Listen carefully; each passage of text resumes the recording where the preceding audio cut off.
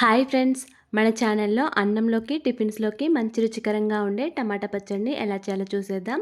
టమాటా పచ్చడి కోసం ముందుగా టమాటాలను ఒక హాఫ్ కేజీ వరకు తీసుకొని ఇలా వాటర్తో ఒక 2-3 సార్లు శుభ్రంగా కడుక్కోవాలి. తర్వాత స్టవ్ ఆన్ చేసుకుని ఒక కడాయిలో 1 టేబుల్ స్పూన్ వరకు ఆయిల్ వేసుకొని ఒక 15-20 వరకు పచ్చిమిర్చిని శుభ్రంగా కడుక్కొని ఇలా చుంచుకొని వేసుకోండి.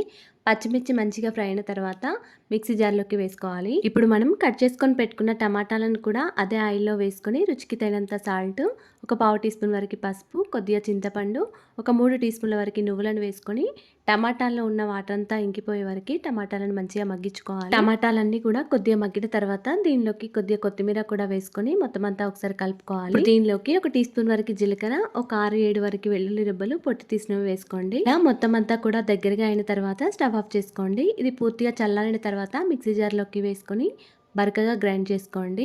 ఇలా గ్రైండ్ చేసుకున్న ఈ టమాటా పచ్చడిని అంతా కూడా ఒక గిన్నెలోకి వేసుకోండి. పచ్చడిని పోపు వేయడానికి ముందుగా స్టవ్ ఆన్ చేసుకుని ఒక గిన్నెలోకి 1 టేబుల్ స్పూన్ వరకు ఆయిల్ వేసుకొని ఆయిల్ వేడిన తర్వాత జీలకర్ర, ఆవాలు, ఎండుమిర్చి, కరివేపాకు, కొద్దిగా ఇంగువ, కొంచెం పసుపు వేసుకొని ఈ పోపునంతా కూడా పచ్చడిలోకి వేసుకోండి. వీడియో నచ్చితే లైక్ అండ్ ఫాలో చేయడం మర్చిపోకండి. Thanks for watching.